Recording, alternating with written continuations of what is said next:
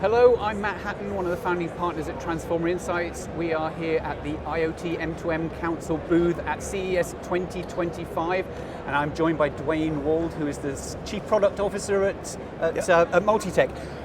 Dwayne, welcome. Great way to get 2025 off to a flying start, right. Being here at CES.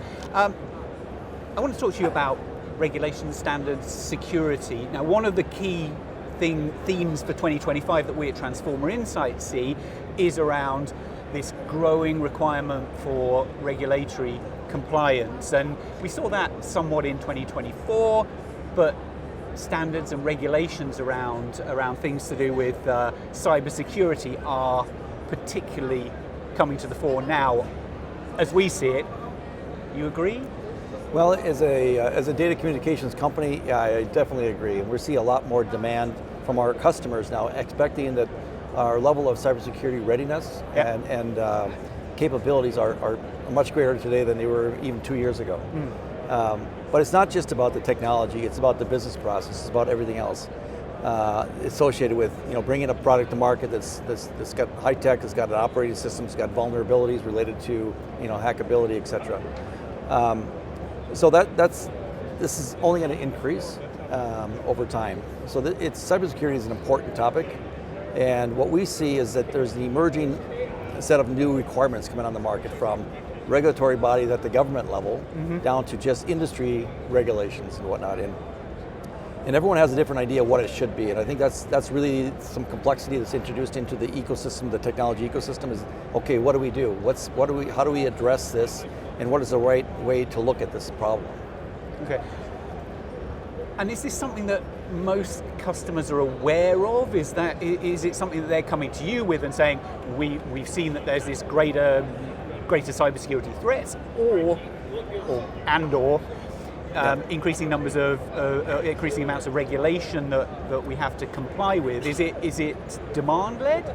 It's demand-led for sure. I mean, the customers are getting more savvy. They're asking questions. That's where it starts. It's asking questions. They don't necessarily know the answers at this point.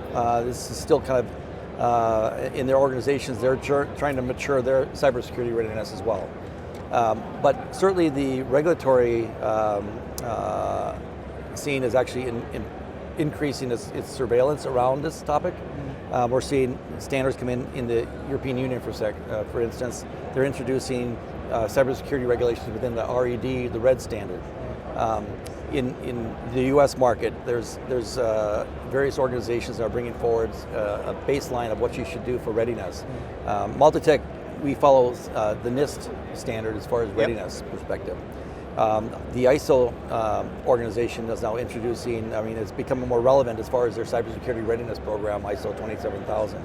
So those are things that companies need to look at as far as a framework for them to operate within and to kind of build out their competency in cybersecurity readiness for their portfolio. And is that their obligation, or is that your obligation, or is it a combination of the two? It's a combination. It's a combination because it's hardware, it's related to the offering from the company, but it's also related to business processes. So how do you deal with cybersecurity keys? I mean, the secrets that you need in order for an unattended device, such as a router or a gateway to connect to a service, upstream service. Those keys are important. How do you manage those? How do companies get access to them? So those need to mature from a standpoint of I can share it with you over an email to I need to securely transmit this information and onboard you onto a platform. So those are the types of things that are going to have to be matured in the marketplace. Good stuff. And how do you address the challenges of patching vulnerabilities in already deployed devices? Because it's all very well to say, okay, anything new going onto the market will comply with these standards. It's going to have comply with standards or meet regulations or whatever it is that's the obligation.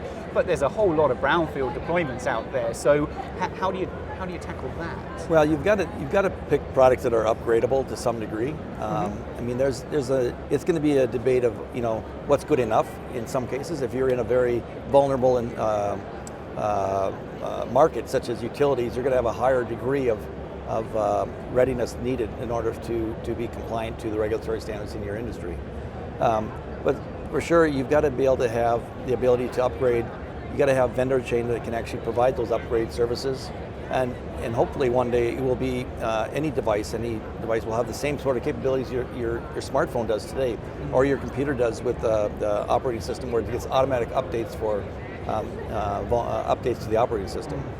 Okay, so it's more a case of working out how to make sure that in future the devices that are going into the field are going to have those potential vulnerabilities patched. Then I guess you've got to be able to patch. I mean, there's new threats detected every day. I mean, this is not it's a moving goalpost, so to speak.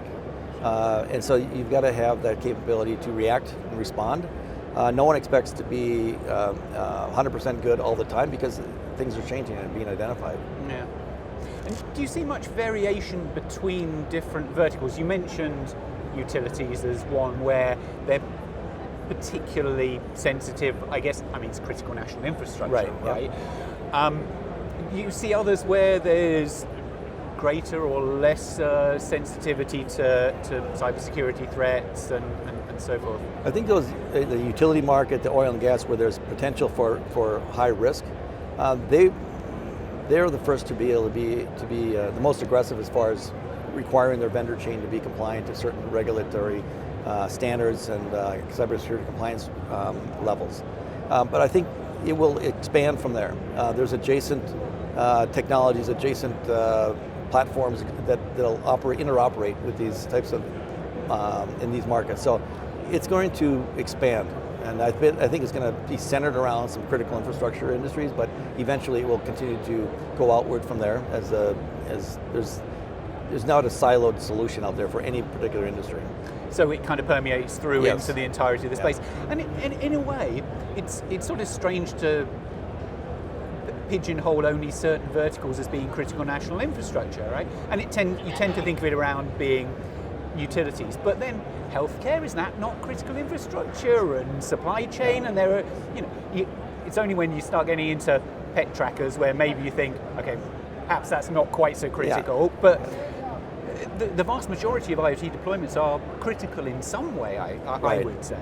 No, I agree. In the industrial IoT, I think every use case has a certain level of criticality to it, because it's a vector into other networks and other systems. Yeah. So that's, from a standpoint, I don't think we can be complacent in any given industry and vertical market. I think you need to kind of address it holistically as a kind of a community. Fantastic. On that note, I thought that's an excellent way to finish it. Yeah. Dwayne Wald, MultiTech Systems, thank you very much. All right, thank you, Matt. Appreciate it.